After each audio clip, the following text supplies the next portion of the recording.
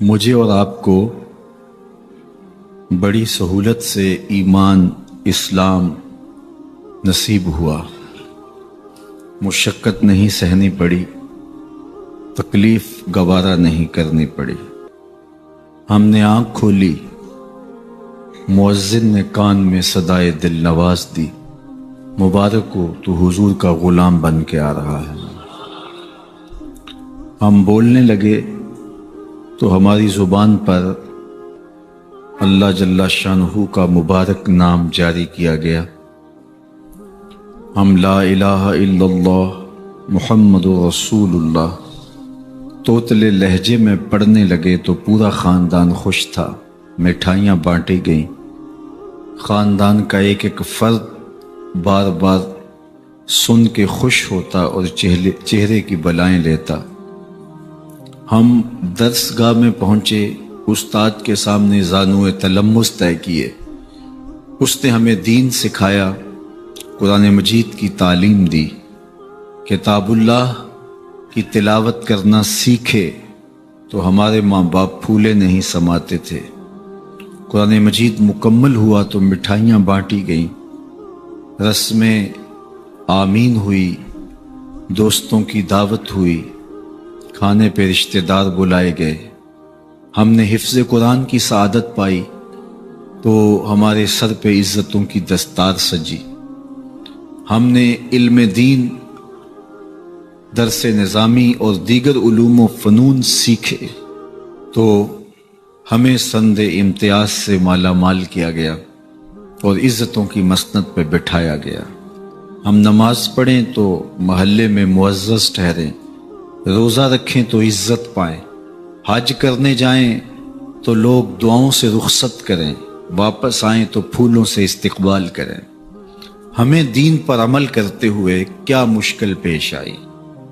ہم تو دین کی راہوں کے مسافر ہوئے تو عزتیں پائیں، ہم نے اللہ کا نام لیا تو لوگوں نے پیار دیا، ہم نے عبادات کے طریقے اختیار کیے تو معاشرے میں شریف کہلائے۔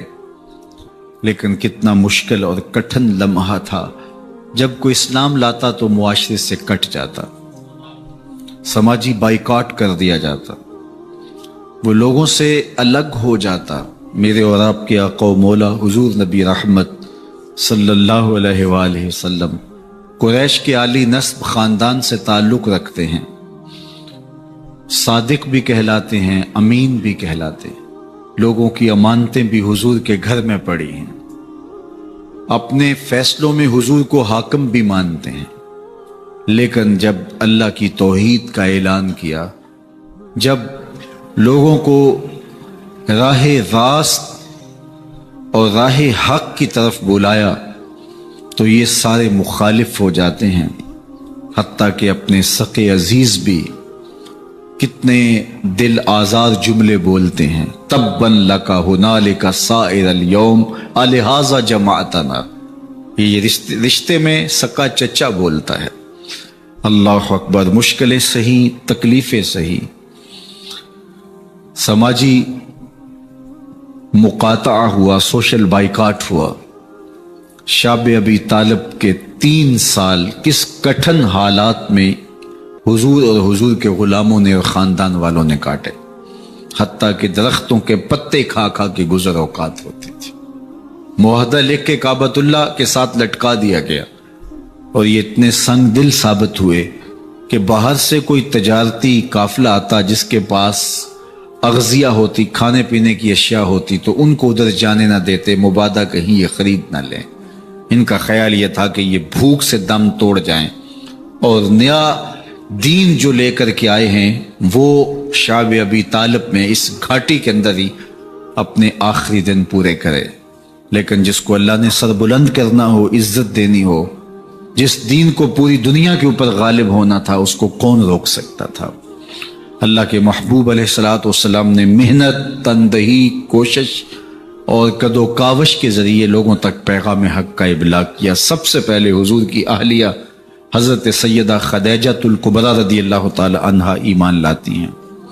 حضور علیہ السلام کے قریبی دوست، گہرے دوست حضرت سیدنا ابو بکر رضی اللہ تعالی عنہ ایمان لاتے ہیں۔ حضرت علی المرتضیٰ رضی اللہ تعالیٰ عنہ اگرچہ نو عمر ہے لیکن سینے پہ ہاتھ رکھ کے کہتے ہیں جان و دل فدا کروں گا حضور آپ پہ۔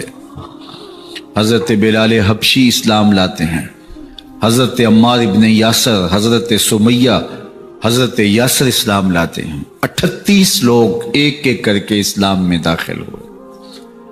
کفار تو چاہتے تھے کوئی دوسرا شخص ان کے ساتھ کھڑا نہ ہو، تو جب 38 لوگ حضور کے ساتھ کھڑے ہو گئے تو ان کے لیے بڑا اذیت ناک لمحہ تھا کہ یہ تحریک جس کو ہم روکنا چاہتے ہیں یہ پھیلتی چلی جا رہی ہے، لوگ اس کے ساتھ شامل ہوتے چلے جا رہے ہیں اور لوگ ان کے لیے محبتیں اور ان کے لیے پیار پیش کرتے چلے جا رہے ہیں۔ عبداللہ ابن جدعان کے گھر کے قریب سے میرے حضور گزر رہے تھے کہ ابو جہل نے دیکھ لیا اور ہاتھ میں نوکیلا پتھر پکڑا اور حضور پہ حملہ آور ہو گیا۔ آقا کریم علیہ السلام نے کوشش کی کہ الجھاؤ پیدا نہ ہو، لیکن یہ اس بات پہ تلا ہوا تھا کہ حضور کو اذیت دے۔ اس نوکیلے پتھر سے حملہ آور ہو کے حضور کو گہرے زخم دیتا ہے، حتیٰ کہ حضور کے مبارک بدن سے خون بہنے لگ جاتا ہے۔ وہاں سے حضور سین حرم میں پہنچتے ہیں اور اللہ کے حضور سر بسجود ہو جاتے ہیں۔ حضور کے چچا حمزہ بن عبد المطلب ابھی اسلام نہیں لائے تھے، وہ شکار کھیل کے واپس آ رہے ہیں، اور جب وہ شکار کھیل کے آتے تھے تو بڑا اترا کے چلتے تھے۔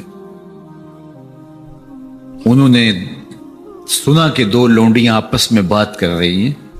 اس کو پتا ہوتا نا کہ اس کے بھتیجے کے ساتھ کیا سلوک ہوا ہے تو یہ کبھی بھی ایسی چال نہ چلتا، اس کی ٹوری کوئی اور ہوتی۔ تو رک گئے، قدم خود بخود ٹھہر گئے، رک کے پوچھا کیا ماجرا ہوا؟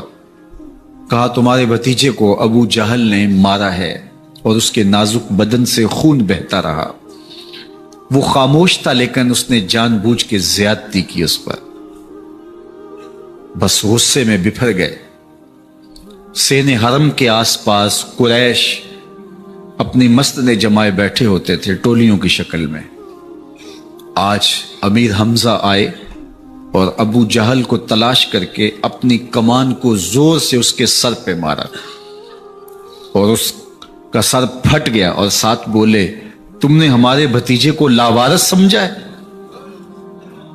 اب اس کے حواری کھڑے ہو گئے، لیکن ابو جہل بڑا کائن شخص تھا، اس نے سمجھا کہ یہ تو اب تنہا ہیں، لیکن لڑائی کی آگ روشن ہوگی تو بنو ہاشم بھی نکل آئیں گے تو یہ لڑائی لمبی ہو جائے گی، تو اس کا سبب میں ہوں، قصور میرا ہے۔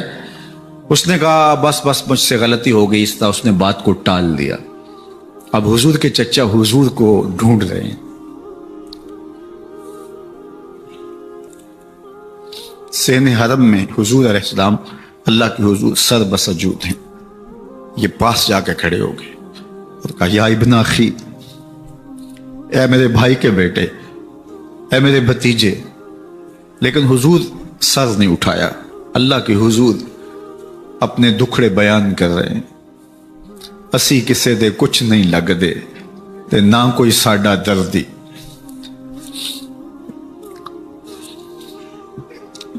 اللہ کے محبوب علیہ السلام اللہ کے حضور سر بسجود ہے۔ انہوں نے پھر کہا یا ابن اخی، اے میرے بھائی کے بیٹے، اور انہیں بے چینی ہے کہ بتاؤں کہ حوصلہ رکھو میں تمہارا بدلہ لے لیا، لیکن حضور سر نہیں اٹھا رہے۔ تیسری مرتبہ پھر آواز دی، حضور نے سر اٹھایا، آنکھیں آنسوں سے بھری ہوئی تھی، تو برجستہ کہا بھتیجے میں تمہارا بدلہ لے لیا۔ میرے حضور نے فرمایا چچا مجھے اس کی کوئی خوشی نہیں ہوئی۔ یہ حیرت زدہ ہو گئے کہ اتنا بڑا کام، اس وقت مکے کا اتنا بڑا سورما، اور میں اس سے ٹکرا کے آیا ہوں اور یہ کہہ رہے ہیں مجھے کوئی خوشی نہیں ہوئی۔ قسمت اچھی تھی۔ بولے بھتیجے تم کیسے خوش ہوتے ہو؟ کہا جس رب کو میں مانتا ہوں اس کو تم بھی مان لو۔ تو امیر حمزہ کی قسمت اچھی تھی تو آگے بڑھے اور اسلام قبول کر لیا۔ 38 لوگ پہلے مسلمان تھے، یہ 39 میں مسلمان ہو گئے۔ بس ان کا اسلام لانا مسلمانوں کے لیے تسکین قلب کا سامان ہوا۔ حضور کی آنکھوں میں امٹتے ہوئے آنسو، آگے بڑھے، کعبے کو غلاف کو پکڑا، کہا اللہم اعز الاسلام باحب الرجلین الیک بعمر ابن الخطاب اور بعمر ابن حشام۔ اے اللہ ایک شیر دیا ہے، ایک شیر اور دے دے، اب تیری مرضی، یا عمر بن خطاب دے دے یا عمر بن حشام دے دے۔ اگرچہ اس نے میرے اوپر پتھر برسائے ہیں، مجھے زخمی کیا ہے، لیکن اگر دین کی تقویت اس سے ہو سکتی ہے تو مالک مجھے کوئی غصہ نہیں۔ چاہے عمر بن حشام، یہ ابو جہل کا نام ہے، مجھے چاہے ابو عمر بن حشام دے دے یا عمر بن خطاب دے دے، ایک شیر دے دیا، ایک شیر اور عطا کر دے۔ حضور کعبہ کے غلاف سے لپٹ کے اللہ کے حضور دعائیں مانگ رہے ہیں۔ 39 لوگ اسلام لا چکے ہیں، 40ویں کا انتظار ہے۔ اللہ کے محبوب علیہ السلام کی دعائیں ہیں، حضور کی التجائیں ہیں۔ ادھر یہ خبر پورے مکے میں پھیل جاتی ہے کہ حمزہ بھی ایمان لے آئے۔ کفار پر سراسیمگی سی کیفیت پیدا ہو جاتی ہے کہ ہم تو سمجھتے تھے کہ یہ 2-4 لوگ ہیں، 10, 15, 20 لوگ جمع ہو جائیں گے، اور اس طرح کے لوگ بھی اگر ان کے ساتھ شامل ہو گئے تو ان کا راستہ نہیں روکا جا سکے گا۔ وہ سر جوڑ کے سوچنے لگے، ابو جہل کو کوسنے دینے لگے، اس نے کیوں یہ ظلم کیا کہ اس کا نتیجہ یہ پھر ہمیں بھگتنا پڑ رہا ہے، اس کے لیے کوئی تدبیر کرنی چاہیے، اس کے لیے کوئی حکمت سوچنی چاہیے۔ 26 سال کا نوجوان ہے، خطاب کا بیٹا ہے، نام عمر ہے، اپنے گھر کے اندر پیچ و تاب کھا رہا ہے کہ اگر یوں ہی اسلام پھیلتا رہا تو ہمارے بتوں کے خلاف اٹھنے والا یہ نظم اتنا پھیل جائے گا کہ روکنا مشکل ہو جائے گا، آباء و اجداد کی کہانیاں ختم ہو جائیں گی، یہ ایک نیا دین ایسے پنپتا رہا تو پھر اس کو روکا نہیں جا سکے گا۔ کون روکے؟ دل میں خیال آیا اس کا ایک ہی حل ہے کہ بانی اسلام کی زندگی کا چراغ گل کر دیا جائے، لیکن یہ اتنا بڑا کام کون کرے؟ سوچا خود کروں گا۔ اٹھتی جوانی اور یہ پہلوانی کا زمانہ تھا عمر بن خطاب کا، اعضاء میں توانائی، طبیعت میں جوش، تلوار حمائل کی۔ دوپہر کے وقت خیال آیا تو کڑکتی دوپہر میں چل پڑے۔ سنسان گلیاں ہیں، سخت گرمی ہے، لوگ دیواروں سے لگ کے چلتے ہیں اگر کوئی کسی کو کسی مجبوری کے تحت کہیں جانا بھی پڑے، لیکن یہ مست ہاتھی کی طرح اپنے ارادے کو عملی جامہ پہنانے کے لیے گھر سے نکل پڑتے ہیں، اور اس انداز سے تلوار حمائل کیے ہوئے آگے بڑھ رہے ہیں۔ نعیم بن عبداللہ آگے سے آ رہے تھے، آنکھوں میں اترا ہوا نشہ دیکھا، کہانی سمجھ گئے، یہ بھی مسلمان ہو گئے تھے لیکن ابھی ایمان ظاہر نہیں کیا۔ کہا عمر کدھر کے ارادے ہیں؟ کہا بانی اسلام کا چراغ بجھانے جا رہا ہوں، یہ روز روز کی کہانی ختم کرنے جا رہا ہوں۔ آج حمزہ ایمان لائے ہیں، کل کوئی اور آ جائے گا، پھر اس تحریک کو روکنا مشکل ہو جائے گا۔ نعیم بن عبداللہ مسکرا کے بولے گھر کی خبر لی ہے؟ کہا کیا ہوا میرے گھر کو؟ کہا تمہاری بہن فاطمہ بھی اس محمد کی غلام بن گئی ہے، تمہارا بہنوئی سعید بن زید بھی اس کا نوکر بن گیا ہے۔ بس بپھر گئے، وہ جو غصہ تھا وہ ادھر منتقل ہو گیا، بہن کے گھر کا رخ کیا۔ جب دروازے پہ پہنچے تو اندر سے قرآن پڑھنے کی آواز آ رہی، جو کہا گیا تھا، جو سنا تھا، اس کا یقین پیدا ہو گیا۔ زور زور سے دروازے کو کھٹکھٹانے لگے۔ بہن نے دیکھا کہ بھائی ہے، جو قرآن پڑھ رہا تھا اس کو چھپا دیا اور خود دروازہ کھولا، بس پیٹنا شروع کر دیا، مار مار کے سر پھوڑ دیا، خون بہ رہا ہے۔ جب سر پھٹ گیا تو فاطمہ بنت خطاب بولی عمر تم خطاب کے بیٹے ہو، میں بھی خطاب کی بیٹی ہوں، سن لو محمد کا دامن نہیں چھوڑو گی، جو کرنا ہے کرو۔ جب یہ تیور دیکھے تو عمر کی حیرت انتہا کو چھو گئی، یہ کون سی قوت ہے جس نے ایک عورت کے اندر یہ جذبے رکھ دیے؟ کہا اچھا بتاؤ تم کیا پڑھ رہے تھے؟ کہا تم ناپاک ہو، تمہیں نہیں دوں گی۔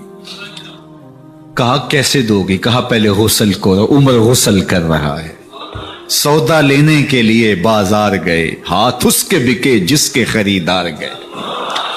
عمر غسل کر رہے ہیں، غسل کر کے باہر آئے تو بہن قرآن لے آئی، وہ کھجور کی چھالیں، وہ چمڑے کے اوپر لکھا ہوا قرآن سامنے رکھ دیا۔ عمر پڑھ رہے ہیں طٰہٰ ما انزلنا علیک القرآن لتشقیٰ، اے 14ویں کے چاند محبوب، قرآن اس لیے نازل تو نہیں کیا تھا کہ تم مشقت میں پڑ جائے۔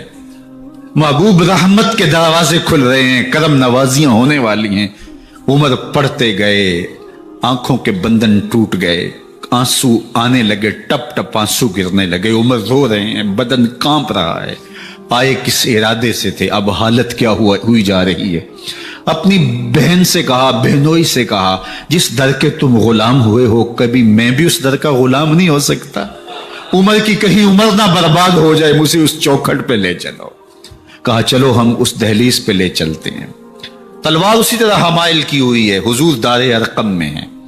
یہ اسلام کی پہلی درسگاہ ہے، حضرت ارقم کا گھر۔ مسلمانوں کی تعداد بہت تھوڑی، یہاں چھپ کر کے دین سیکھتے ہیں۔ حضور بھی وہاں تشریف فرما تھے، باقی اصحاب بھی وہاں تشریف فرما تھے، حضرت میرے حمزہ بھی وہاں تھے۔ دروازے کی درزوں سے دیکھا کہ عمر آ رہے ہیں، تلوار بھی حمائل کی ہوئی۔ صحابہ نے کہا عمر آ رہے ہیں، امیر حمزہ نے کہا کوئی پرواہ نہیں، آنے دو، اچھا ارادہ ہوا تو خوش آمدید کہیں گے، ارادہ اچھا نہ ہوا اس کی تلوار سے گردن کاٹوں گا۔ اللہ اکبر۔ جب دروازہ کھولا تو دو صحابہ نے بازوں سے پکڑ لیا، کندھوں سے۔ حضور نے فرمایا کندھے چھوڑ دو، کندھے چھوڑ دیے گئے۔ آقا کریم علیہ الصلوۃ والسلام نے ان کے گلے کے اندر جو کپڑا تھا اس کو پکڑ کے جھٹکا دیا، اسلم عمر، عمر اسلام لاؤ۔ اللہ اکبر۔ اور ساتھ حضور نے حضرت عمر کے دل پہ ہاتھ رکھے، اللہم اہد قلبہ، اللہ عمر کے دل میں ہدایت ڈال دے۔ بس یہ جملہ کہنے کی دیر تھی اور حضور کا ہاتھ پھرنے کی دیر تھی، اندر سے کفر دھلتا چلا گیا۔ اور عمر نے کہا اشہد اللہ الہ الا اللہ واشہد انک رسول اللہ۔ جب یہ پڑا کلمہ تو حضور کی زبان سے بے ساختہ نکلا، اللہ اکبر، اور صحابہ نے بھی اللہ اکبر کہا، اور اس زور سے کہا کہ مکے کی گلیاں گونجنے لگی۔ اب عمر ایمان لانے کے بعد حضور کی خدمت میں حاضر ہو کے عرض کرتے ہیں حضور کیا ہم حق پہ نہیں ہیں؟ فرمایا ہم حق پہ ہیں۔ کہ اللہ کا دین سچا نہیں ہے؟ فرمایا اللہ کا دین سچا ہے۔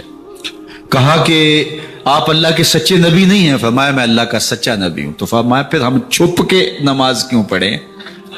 کہا کہ عمر تم جانتے ہو حکمت ہے، اتنے جو ہے وہ ہماری تعداد نہیں، اور کفار کا جور و ظلم اور ستم۔ عرض کی حضور ہم کعبۃ اللہ میں جا کے نماز پڑھیں گے۔ مسلمانوں کی دو صفیں بن گئی، ایک صف کی قیادت امیر حمزہ کر رہے ہیں، ایک صف کی قیادت حضرت فاروق اعظم کر رہے ہیں، درمیان میں حضور چل رہے ہیں، اور روایات میں آتا ہے حضرت عمر چلتے جاتے ہیں اور ساتھ لا الہ الا اللہ پڑھتے چلے جا رہے ہیں۔ اور پھر جا کے وہاں پہنچے تو وہاں جو صنادید قریش تھے ان پر سختہ طاری ہو گیا۔ حضرت عمر رضی اللہ تعالیٰ عنہ جب ایمان لائے تو آپ نے ایک ایک کافر کے گھر کے دروازے پہ کھڑے ہو کے کہا، جب کوئی بھی شخص مسلمان ہوتا تو کفار اس کو مارتے، زود و کوب کرتے، ظلم کرتے، ستم کرتے، گھسیٹتے بازاروں میں، لیکن حضرت عمر ایمان لائے تو ایک ایک شخص کے دروازے پر کھڑے ہو کر کے کہا کہ تم کمزوروں کو مارتے تھے، میں تمہیں بتانے آیا ہوں میں محمد عربی کا نوکر بن گیا ہوں۔ بلکہ آپ نے اعلان کیا جس نے اپنی بیوی کو، بیوہ اور بچوں کو یتیم کروانا ہو اور اپنے ماں باپ کی کمر کو جھکانا ہو وہ عمر کے مقابلے میں آئے۔ اللہ اکبر۔ زنیرہ نامی ایک خاتون تھی، بہت کمزور،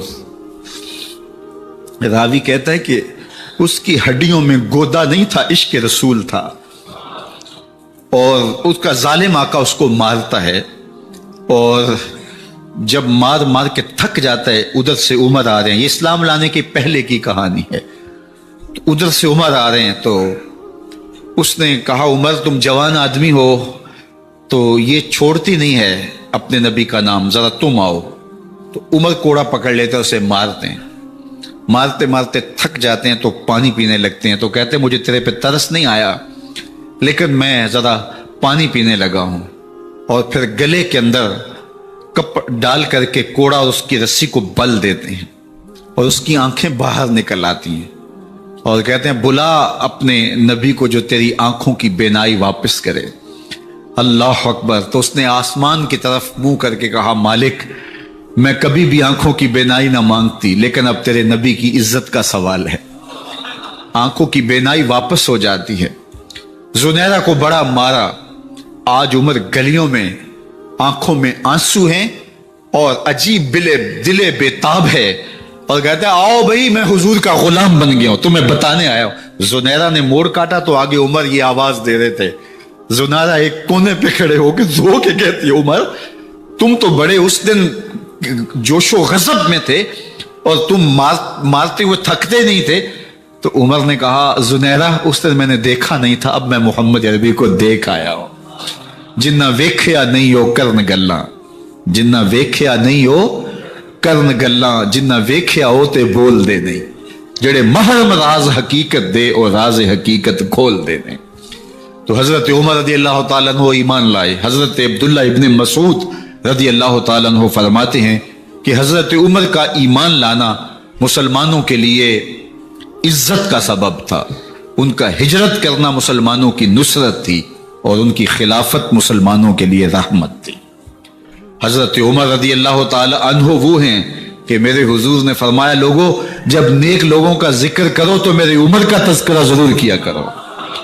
میرا عمر وہ ہے کہ جب وہ ایک جگہ ایک سمت سے آ رہا ہو، ایک گلی اور بازار سے آ رہا ہو تو شیطان بھی آ رہا ہو، عمر کو دیکھ کے راستہ تبدیل کر لیتا ہے۔ حضرت عمر رضی اللہ تعالی عنہ کی طبیعت کے اندر جو جاہ و جلال تھا، طبیعت کے اندر جو سختی تھی، وہ اسلام کے اندر آ کر بھی قائم رہی، اور آپ نے وہی سختی، وہی جاہ و جلال جو پہلے مسلمانوں کے خلاف تھا، اب کفار کے خلاف، منافقین کے خلاف حضرت عمر کی طبیعت کے اندر وہ جوش و خروش بدستور موجود رہا۔ لیکن جس دن آپ خلیفہ بنے تو اس دن آپ نے ممبر پہ چڑھ کے جو خطبہ دیا اس میں کہا لوگوں میں سخت اس لیے تھا کہ رسول اللہ نرم تھے، پھر میں سخت اس لیے تھا کہ حضرت ابوبکر صدیق نرم تھے، اب میں تخت خلافت پہ بیٹھا ہوں، اب میری سختی جو ہے وہ نرمی میں تبدیل ہو گئی، صرف فاسقوں، فاجروں اور باغیوں کے لیے میں سخت ہوں، باقی تمہارے لیے نرم ہوں۔ سب سے کم جو تنخواہ بیت المال سے اگر کسی وجود نے لی ہے تو وہ حضرت عمر رضی اللہ تعالیٰ عنہ نے لی ہے، صرف 2 جوڑے لیتے تھے سال میں، اور راوی کہتا ہے کہ میں نے دیکھا ہے کہ اس میں بھی 17 پیوند لگے ہوتے تھے۔ حضرت عمر رضی اللہ تعالیٰ عنہ کا طرز زندگی، آپ کا انداز معاشرت اور آپ کا انداز خلافت، ہر لمحہ آپ کی زندگی کا اٹھا کے دیکھیے کتنی مرتبہ قرآن حضرت عمر کی رائے کے مطابق نازل ہوا ہے۔ اللہ تعالیٰ جل شانہ نے ان کو صاحب الہام بنایا تھا۔ ہر امت میں کوئی صاحب الہام ہوتا ہے، حضور کی امت کا صاحب الہام حضرت عمر رضی اللہ تعالیٰ عنہ، اور آقا کریم نے انہیں اپنا وزیر قرار دیا، فرمایا میرے 2 وزیر آسمانوں میں ہیں، 2 وزیر زمینوں میں ہیں، آسمانوں کے وزیر ابو جو ہے وہ جبرائیل اور میکائیل ہیں، اور زمین کے وزیر ابو بکر اور عمر ہیں رضی اللہ تعالی عنہما۔ تو اللہ تعالیٰ جل شانہ نے حضرت سیدنا صدیق اکبر کے بعد حضرت سیدنا عمر بن خطاب رضی اللہ تعالیٰ عنہ سے جو کام لیا، مختصر دور خلافت کے اندر 10 سال 6 ماہ 4 دن آپ نے خلافت فرمائی ہے، لیکن کہاں سے چلے اور یہاں مکران تک، بلوچستان کا حصہ ہے، یہاں تک آپ کے سلطنت کی حدود وسیع ہوئی، ادھر آرمینیا تک جا پہنچے، حمص فتح کیا، قادسیہ، یرموک، آپ ذرا دیکھیے کہ کہاں تک آپ کی فوجوں کے گھوڑے دوڑتے رہے، اور اللہ تعالیٰ جل شانہ نے ان کو جو توانائی، عدل و انصاف کی قوت عطا فرمائی۔ اللہ اکبر، جب زمین پہ عدل کیا ہو تو زمین بھی حکم مانتی ہے، اور حضرت عمر وہ تھے جن کا حکم ہوائیں بھی مانتی تھی، زمین بھی مانتی تھی، جن کا حکم جو ہے وہ آگ بھی تسلیم کرتی تھی اور دریا بھی ان کا حکم مانا کرتے تھے۔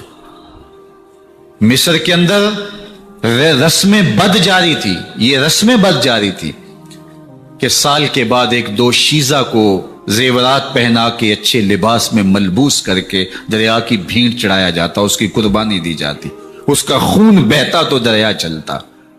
جب اسلام مسلمانوں نے مصر فتح کیا تو گورنر نے لکھا کہ اسلام تو اس طرح کی رسوم کی اجازت نہیں دیتا، لیکن خشک سالی ہے، لوگوں کی فصلیں ویران پڑی ہیں، تو حضرت کیا کیا جائے؟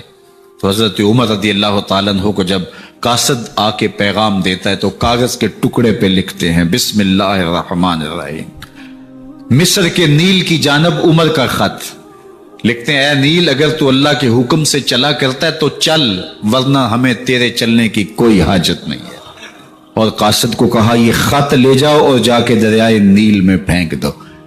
قاصد جا کے خط دریائے نیل میں پھینک دیتا ہے، پانی آتا ہے، ایسا دریائے نیل چلا 14 صدیاں ہوئی ہیں آج تک کبھی بند ہی نہیں ہوا۔ دریا حکم مانتے ہیں، آگ نکلتی ہے، لوگ حضرت عمر رضی اللہ تعالی عنہ کے پاس آئے، حضرت لاوا پھوٹا ہے، آگ نکل رہی ہے اور مدینے کی طرف بڑھ رہی ہے، اب کیا کیا جائے؟ فائر بریگیڈ تو زمانے میں تھی نہیں۔ عمر نے اپنی قمیض اتاری، جس قمیض پہ 17 پیوند لگے ہوئے تھے چمڑے کے، کہا یہ قمیض لے جاؤ، جدھر آگ بڑھ رہی ہے آگے ڈھالنا، آگ پیچھے بھاگ جائے گی۔ زلزلہ آتا ہے تو زمین پہ دھڑا مارتے ہیں، زمین رک جا، کیا عمر نے تیری چھاتی پہ عدل نہیں کیا ہے؟ تو یہ عمر ہیں رضی اللہ تعالی عنہ کہ جن کے انصاف کی وجہ سے، جن کے عدل کی وجہ سے اللہ تعالیٰ کی رحمات اور اس کی برکات کا نزول ہوتا تھا، اور اللہ تعالیٰ نے مسلمانوں کو وہ آبرو مند حکومت دی۔ کائنات کی تاریخ کے اندر ایسی حکومت آپ نے نہیں دیکھی ہوگی جو حضرت عمر نے حکومت کی ہے۔ اللہ اکبر۔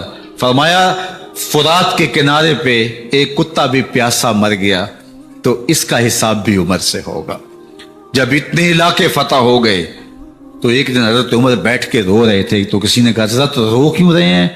فرمایا کہ میں اس لیے رو رہا ہوں کہ فلاں پل سے بکریاں گزری ہیں، تو پل کے اندر شکستگی تھی، ٹوٹا ہوا تھا پل درمیان میں کچھ، اس میں ایک بکری کی ٹانگ ٹوٹ گئی ہے، تو میں ڈرتا ہوں کہیں اس کا حساب نہ لیا جائے، کہ میرا رب یہ نہ پوچھے کہ عمر تو نے پل صحیح تعمیر نہیں کروائے تھے کہ ایک بکری کی ٹانگ کیوں ٹوٹی ہے۔ یہ ہیں حضرت عمر رضی اللہ تعالی عنہ۔ اللہ اکبر۔ حضرت سیدنا عمر رضی اللہ تعالیٰ عنہ کی پوری زندگی آپ دیکھ لیجئے، آپ دن کو گھر میں بیٹھتے ہیں، دربار خلافت میں بیٹھتے ہیں، اور آپ کا دربار خلافت کیا ہے؟ کوئی عالی نصب محل نہیں ہے، مسجد نبوی کا صحن ہے، وہاں بیٹھ کے فیصلے ہو رہے ہیں۔ باہر سے سفیر آتا ہے اور آ کے پوچھتا ہے کہ میں امیر المومنین کے، مسلمانوں کے حکمران کے دارالامارہ میں محل میں جانا ہے، تو مسکرا کے کہتے ہیں ہمارے امیر کا تو کوئی محل نہیں ہے۔ کہا کہاں ہے تمہارا امیر؟ کہا مسجد نبوی میں ہوگا یا بیت المال کے اونٹوں کی دیکھ بھالی کر رہا ہوگا، ان کی دیکھ بھال میں لگا ہوگا۔ وہ جب گئے تو مسجد میں نہیں ہے، اللہ اکبر، وہاں گئے تو وہاں بھی نہیں ہے۔ پھر کیا دیکھتے ہیں کہ عمر رضی اللہ تعالی عنہ جنت البقیع کے پاس ایک درخت کے نیچے اینٹ کا سرانہ رکھ کے سوئے ہوئے، تو اس نے کہا عمر تو نے عدل کیا ہے، تجھے کچی اینٹ پہ بھی نیند آ گئی، ہمارے حکمرانوں نے انصاف نہیں کیا، اور وہ بند اور محفوظ کمروں کے اندر بھی سکون اور چین کی نیند نہیں سو سکتے۔ حضرت سیدنا عمر رضی اللہ تعالیٰ عنہ نے اس طرح ان امور سلطنت نبھائے۔ آپ دن کو لوگوں کی دیکھ بھالی کرتے، لوگوں کی ضروریات سنتے سمجھتے، اور جب رات پڑتی لوگ سو جاتے، عمر مدینے کی گلیوں میں پہرا دیتے۔ کائنات نے کوئی ایسا بھی حکمران دیکھا ہوگا؟ اللہ اکبر۔ وہ مجاہد جو مختلف محاذات پہ گئے ہوئے ہوتے، ان کے گھروں کی دیکھ بھالی کرتے، ان کی ضروریات کا خیال رکھتے، ان کی آبرو کا پہرا دیتے۔ راتوں کی تنہائیوں کے اندر حضرت عمر اٹھتے اور جا کے گشت کرتے، چکر لگاتے، دیکھتے کوئی آنکھ پر نم نہ ہو، مفلسی کا کسی گھر میں ماتم نہ ہو، لوگوں کی ضروریات کا خیال رکھتے۔ اللہ اکبر۔ ایک دن حضرت عمر رضی اللہ تعالیٰ عنہ ایک گھر کے قریب سے گزرے، گھر سے دھواں نکل رہا تھا، سوچا کوئی مہمان ہوگا، گزر گئے۔ تھوڑی دیر کے بعد پھر دوبارہ اس گلی سے گزر ہوا تو پھر دھواں نکل رہا تھا، پھر گزر گئے۔ 2 گھنٹے کے بعد پھر دوبارہ ادھر سے گزران ہوا تو پھر دھواں نکل رہا تھا۔ رات کا پچھلا پہر، ابھی تک گھر سے دھواں نکل رہا ہے۔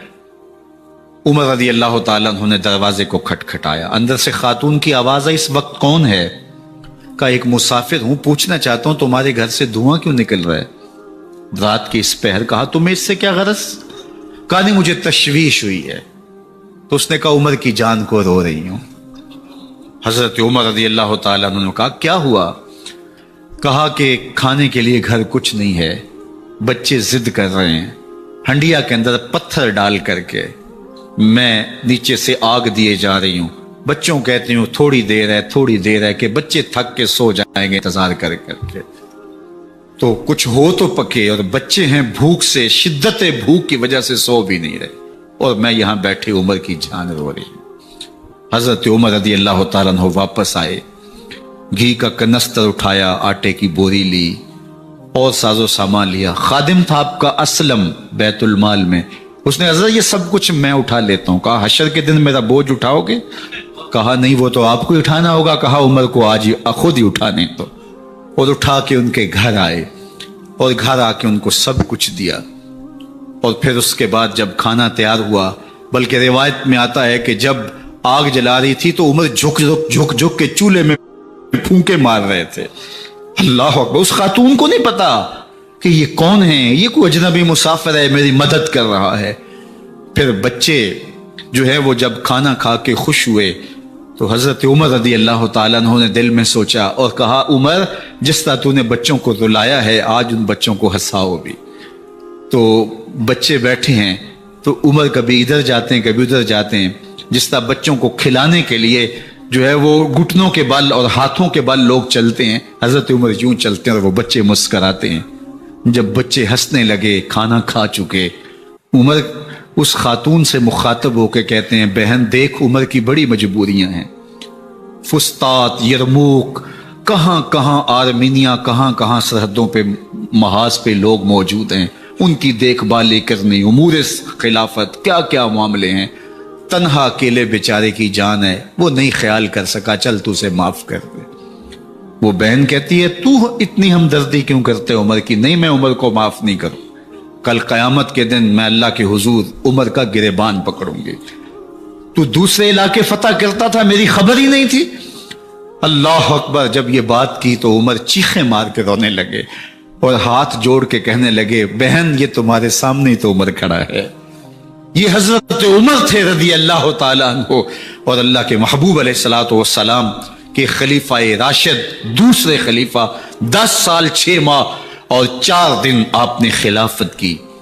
اور تاریخ کہتی ہے اگر عمر رضی اللہ تعالیٰ عنہ کو 10 سال اور مل جاتے، یا مغربی مفکرین کہتے ہیں کہ اگر کائنات کو ایک عمر اور مل جاتا پوری دنیا پہ مسلمانوں کی حکومت ہوتی، کہیں کفر باقی نہ بچتا۔ لیکن بد باطن لولو فیروز نامی ایک مجوسی غلام نے نماز فجر پڑھتے ہوئے حضرت عمر بن خطاب رضی اللہ تعالیٰ عنہ پہ حملہ کیا، زہر میں بجھا ہوا خنجر آپ کے جسم میں سرایت کر دیا۔ آپ وہاں سے اٹھا کے گھر لائے گئے اور 4 دن تک مسلسل آپ اس اذیت اور تکلیف میں رہے۔ جب آخری وقت آیا تو اپنے بیٹے کو بلایا، کہا بیٹا میں نے ام المومنین سیدہ عائشہ رضی اللہ تعالیٰ عنہ سے پوچھا ہوا ہے کہ میرے مرنے کے بعد حضور علیہ السلام کی قربت میں مجھے جگہ دے دی جائے، ہو سکتا ہے میں امیر المومنین مسلمانوں کا خلیفہ ہوں تو اس وجہ سے انہوں نے اجازت دے دی ہو، جب میں فوت ہو جاؤں تو ظاہر خلیفہ نہیں رہوں گا، تو پھر جا کے ان کو دوبارہ کہنا کہ میرے باپ کا پیغام ہے، اگر وہ اجازت دیں تو مجھے حضور کی قربت میں دفن کر دینا، اور اگر وہ اجازت نہ دیں تو پھر جنت البقیع میں مجھے دفن کر دینا۔ جب حضرت سیدنا عمر بن خطاب رضی اللہ تعالیٰ عنہ کا انتقال ہو گیا تو آپ کے صاحبزادے ابن عمر حضرت عائشہ رضی اللہ تعالیٰ عنہا کے پاس گئے، کہا کہ میرے باپ کا سلام ہے آپ کے نام، انہوں نے آپ کو زندگی میں کہا تھا کہ حجرہ انور میں سیدنا صدیق اکبر کے ساتھ 2 گز جگہ مجھے بھی نصیب ہو جائے، تو آپ نے اجازت دے دی تھی۔ تو میرے والد گرامی نے فوت ہوتے ہوئے کہا کہ دوبارہ ام المومنین کے پاس جانا اور دوبارہ پوچھنا۔ اس وقت تو میں امیر المومنین تھا، ہو سکتا ہے وعدہ کر لیا ہو، لیکن اب اگر آپ اجازت دیں تو یہاں ہم قبر ان کے لیے کھود لیں، ورنہ ہم جنت البقیع میں دفن کر دیں۔ تو ام المومنین سیدہ عائشہ رضی اللہ تعالیٰ عنہ رو پڑی اور فرمایا یہ جگہ میں نے اپنے لیے رکھی تھی، لیکن عمر نے اسلام کے لیے خدمت اتنی کی ہے کہ میں نے خود ترجیح دی ہے، اس لیے میں اجازت دیتی ہوں کہ یہاں عمر کو دفن کیا جائے۔ اللہ اکبر! اور پھر وہاں حضرت عمر رضی اللہ تعالی عنہ کو دفن کیا گیا۔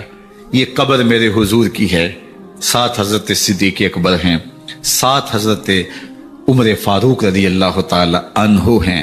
جے شک ہووی تے چل مدینے، جے شک ہووی تے چل مدینے، ویخ لے جوڑ مزاراں دا، بن یار نبی دیاں یاراں دا۔ حضور نے فرمایا، ایک دن مسجد نبوی سے باہر نکل رہے تھے اور کچھ لوگ مسجد میں داخل ہو رہے تھے۔ حضور نے دائیں ہاتھ سے ابو بکر کا ہاتھ پکڑا تھا اور بائیں ہاتھ میں حضرت عمر کا ہاتھ تھا، اور جب لوگوں کو آتے ہوئے دیکھا، ان کو مخاطب کرتے ہوئے کہا، ہاکذا نبعث یوم القیامہ، قیامت کے دن ہم قبروں سے یوں ہی اٹھائے جائیں گے۔